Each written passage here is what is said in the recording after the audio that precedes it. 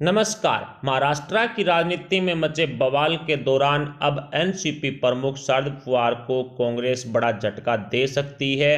कांग्रेस को खत्म करने की साजिश रचने वाले एनसीपी प्रमुख शरद पवार को कांग्रेस अब बड़ा सबक सिखाने का मूड बना चुकी है। एनसीपी प्रमुख शरद पवार ने खुद यूपीए अध्यक्ष बनने और यूपीए की तरफ से प्रधानमंत्री पद का उम्मीदवार बनने के लिए जो कांग्रेस एवं राहुल गांधी पर सवाल खड़े किए थे, राहुल गांधी की काबिलियत और क्षमता पर जो टिक्का टिप्पणी की थी, उससे कांग्रेस के नेता पूरी तरह से बौखला गए हैं। अब पूरी की पूरी सोनिया सेना एनसीपी प्रमुख शरद पवार के पीछे हाथ धोकर पड़ गई है। इसको लेकर के एनसीपी नेता प्रफुल्ल पटेल ने भी कांग्रेस को जवाब दिया है। प्रफुल्ल पटेल ने कांग्रेस के गड़े मुद्दे उखाड़ने शुरू कर दिए हैं। प्रफुल्ल पटेल की तरफ से कहा गया कि 1991 और 1996 के दशक में प्रधानमंत्री पद के उम्मीदवार होने के बावजूद भी कांग्रेस की नेहरू गांधी नीति के कारण शरद पवार प्रधानमंत्री नहीं बन पाए थे। उस टाइम शरद पवार कांग्रेस में ही थे।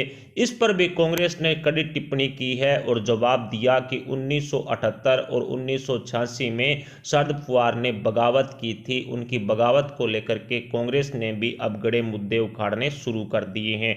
दूसरी तरफ शिवसेना भी कहीं ना कहीं शरद पवार की तारीफों के पुल बांधने शुरू कर चुकी है, जिसकी वजह से एनसीपी, कांग्रेस, शिवसेना तीनों पार्टियों के नेताओं में काफी ज्यादा बवाल मचा हुआ है और ये बवाल कहीं ना कहीं आपसी फूट को जन्म दे रहा है, जिसकी वजह से महाविकास अघाड़ी गठबंधन टूटने के कगार पर आ चुका है।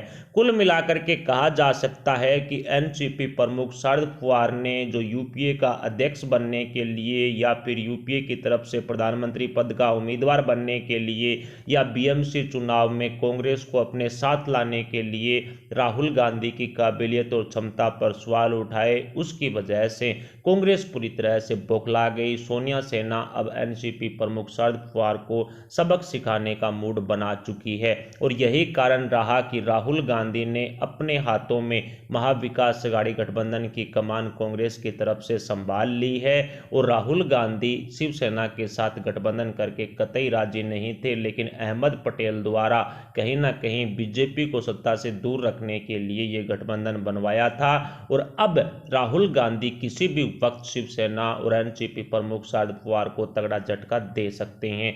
कुल मिलाकर के कांग्रेस किसी भी हालात में गांधी परिवार की जगह किसी और को नहीं दे सकती और अब जिस तरह से कांग्रेसी नेताओं ने राहुल गांधी को प्रधानमंत्री बनाने के लिए जो कैंपेन चला रखे हैं, किसान आंदोलन के नाम पर कहीं ना कहीं जो खालिस्तानी वहां पर बैठे हुए हैं, जो कांग्रेस के इशारे पर काम कर रहे हैं, कैप्टन के इशारे पर काम कर रहे हैं, कुल मिलाकर के कहा जा सकता है कि उस कैंपेन को कांग्रेस कभी भी फेल नहीं होने देगी और एनसीपी प्रमुख शरद पवार को यदि यूपीए का अध्यक्ष या फिर प्रधानमंत्री पद का उम्मीदवार बना दिया जाता है तो कांग्रेस पूरी तरह से खत्म हो जाएगी। और इसीलिए मैंने शुरुआत में कहा था कि कांग्रेस को खत्म करने की साजिश एनसीपी प्रमुख शरद पवार ने रच दी है और जिस तरह से उद्धव ठाकरे और शरद पवार के बीच में जो गठजोड़ रहा है, उद्धव ठाकरे कहीं ना कहीं शरद पवार के बयानों का समर्थन करते हैं, एनसीपी का समर्थन करते हैं, उससे ये साफ नजर आ रहा है कि कांग्रेस को अलग थलग करने की साजिश महाराष्ट्र में रची गई और अब कहीं ना कहीं एनसीपी प्रमुख शरद पवार को सबक सिखाने के लिए कांग्रेस की तरफ से कोई बड़ा कदम उठाया जाएगा। दूसरी तरफ महाविकास अघाड़ी गठबंधन की तीनों पार्टियों ने एक बड़ा फरमान भी जारी कर दिया है कि सरकारी कर्मचारियों को अब ऑफिस के अंदर जींस टी शर्ट पहन करके आना मना होगा, चप्पल भी वो नहीं पहन सकते। सरकारी कर्मचारियों को जींस और टी शर्ट पहनने पर अब उद्धव सरकार ने रोक लगा दी है, चप्पल पहनने पर भी रोक लगा दी है। इसके साथ ही एक नया फरमान भी जोड़ दिया है कि शुक्रवार के दिन खादी के कपड़े जरूर पहनने होंगे, क्योंकि उद्धव सरकार ने कहीं ना कहीं खादी उद्योग से संपर्क साध लिया होगा, अपनी जेब भरने के लिए अपना कमीशन सेट कर लिया होगा। कुल मिलाकर के अब राहुल गांधी और एनसीपी प्रमुख शरद पवार के बीच में जो बयानबाजी हो रही है, उससे एनसीपी और कांग्रेस के नेताओं में आपसी फूट बढ़ रही है और ये फूट कहीं ना कहीं महाविकास अघाड़ी गठबंधन को तोड़कर ही दम लेगी। इसके अलावा स्थानीय निकाय चुनाव में कांग्रेस, एनसीपी, शिवसेना तीनों पार्टियां अलग अलग चुनावी मैदान में उतर सकती है। और इसको लेकर के जिस तरह से सीट शेयरिंग को लेकर के बड़ी खबर ये आ रही है कि एक मीटिंग होनी थी बहुत बड़ी, लेकिन यूपीए चेयरपर्सन और पीएम उम्मीदवार को लेकर के जो घमासान महाराष्ट्र में मचा हुआ है उस कारण ये जो मीटिंग है वो टाल दी गई है। स्थानीय निकाय के चुनाव में कहीं ना कहीं एनसीपी और कांग्रेस बराबर की हिस्सेदारी चाहेंगे सीट शेयरिंग में, और अगर ऐसा हुआ तो फिर शिवसेना के हाथ कम सीटें लगेगी, जिसकी वजह से शिवसेना को अपनी हार माननी ही पड़ेगी। कुल मिलाकर कहा जा सकता है कि शिवसेना ज़्यादा सीटों पर चुनाव लड़ती है तो ही उनके हिस्से में 60 से 70-80 सीटें आती है। लेकिन अब सीट शेयरिंग के दौरान यदि एनसीपी और कांग्रेस को बराबर का हिस्सा देना पड़ा तो शिवसेना की हार तय है। शिवसेना को करारी हार का मुंह कहीं ना कहीं स्थानीय निकाय चुनाव में देखना पड़ेगा। एमएलसी चुनाव में भी शिवसेना 0 सन्नाटा रही थी।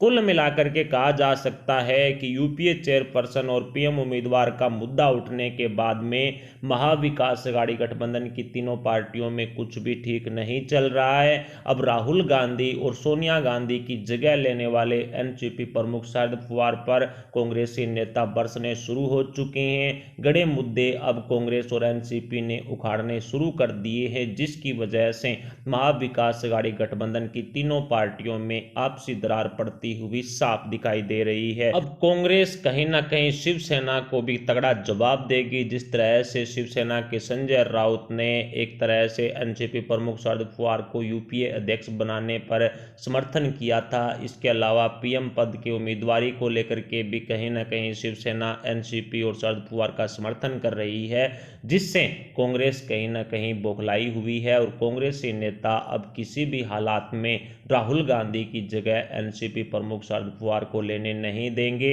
अब शिवसेना पर भी कहीं ना कहीं कांग्रेसी नेता बरसना शुरू हो चुके हैं। पहले से ही संजय निरुपम जैसे नेताओं ने तो शिवसेना को भ्रष्टाचारी बता ही दिया था।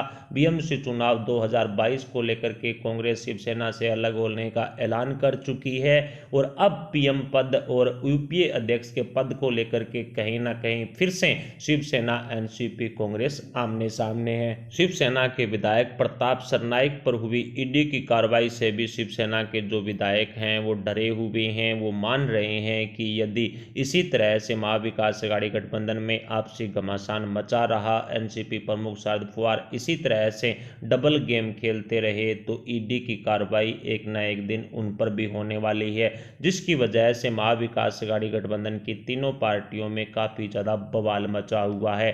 कुल मिलाकर के कहा जा सकता है कि जिस तरह से उद्धव ठाकरे की तानाशाही महाराष्ट्र में देखी गई, अर्नब गोस्वामी के केस को लेकर के तो हद ही पार हो चुकी है। सुप्रीम कोर्ट, हाई कोर्ट की तरफ से भी फटकार लगने के बावजूद उद्धव सरकार और मुंबई पुलिस मिलकर के कहीं ना कहीं अर्नब गोस्वामी के टीवी रिपब्लिक टीवी को बंद करवाने की कोशिश कर रहे हैं, उनके चैनल को। लेकिन अर्नब गोस्वामी ने भी अब बड़ा ऐलान कर दिया है कि महाराष्ट्र सहित पूरे हिंदुस्तान के हर राज्य में एक local TV Republic TV open करेगा और महाराष्ट्र में भी मराठा टीवी चैनल खोलने का ऐलान अर्नब गोस्वामी की तरफ से कर दिया गया, जिसका परिणाम ये निकला कि उद्धव सरकार और मुंबई पुलिस ने मिलकर के अर्नब गोस्वामी के खिलाफ एक साजिश रची और उनके सीईओ विकास कुमार को अरेस्ट कर लिया गया।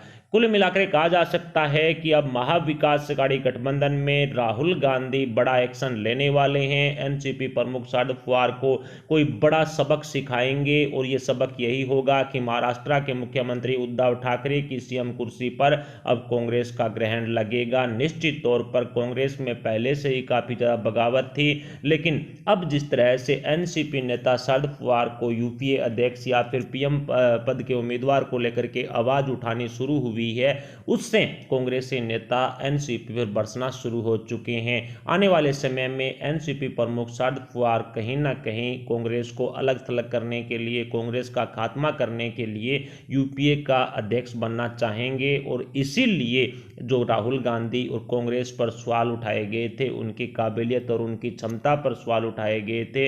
लेकिन अब पूरी की पूरी सोनिया सेना ने एनसीपी प्रमुख शरद पवार को सबक सिखाने की ठान ली है, जिसकी वजह से बड़े मुद्दे एनसीपी और कांग्रेस के नेताओं ने उखाड़ने शुरू कर दिए हैं। अब आप खुद मान करके चलिए कि इतने पुराने पुराने मुद्दे एनसीपी, शरद पवार और कांग्रेस के बीच में जो उठाए जा रहे हैं, तो उससे ये साफ नजर आ रहा है दोनों पार्टियों के बीच में कुछ भी ठीक नहीं है। और शिवसेना जिस तरह से शरद पवार का समर्थन कर रही है, उसके बदले में कांग्रेस शिवसेना पर भी कोई कड़ा एक्शन ले सकती है। ऊपर से अजीत पवार, संजय निरुपम, अशोक चौहान, मिलन देवड़ा जैसे नेताओं की बगावत को लेकर के चर्चाएं तेज थी। जिस तरह से अजीत पवार ने विधानसभा में जो हंगामा किया, उसको लेकर के भी कहीं ना कहीं पार्टी छोड़ने की चर्चाएं तेज हो गई। और अब जिस तरह से कर्मचारियों को लेकर के जींस, टी शर्ट और चप्पल पहनने पर बैन लगाया गया है, उससे अजीत पवार खुश भी नहीं है। इस तरह की खबरें भी सामने आ रही है। उद्धव ठाकरे और शरद पवार ने मिलकर के कांग्रेस को अलग थलग करने की साजिश रची, तो उसका परिणाम उनको भुगतना पड़ेगा।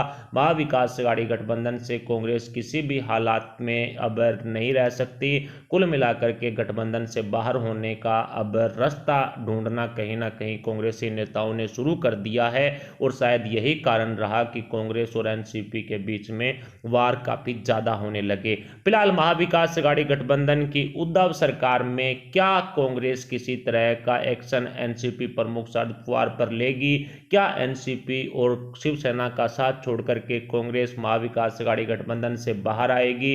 इस पर आप अपने विचार हमें कमेंट बॉक्स में जरूर बताएं। साथ ही वीडियो को लाइक करके हमारे चैनल को सब्सक्राइब जरूर कर लें। अभी के लिए इतना ही, मिलते हैं अगली वीडियो, अगली अपडेट, अगली न्यूज के साथ। तब तक के लिए जय हिंद, जय भारत।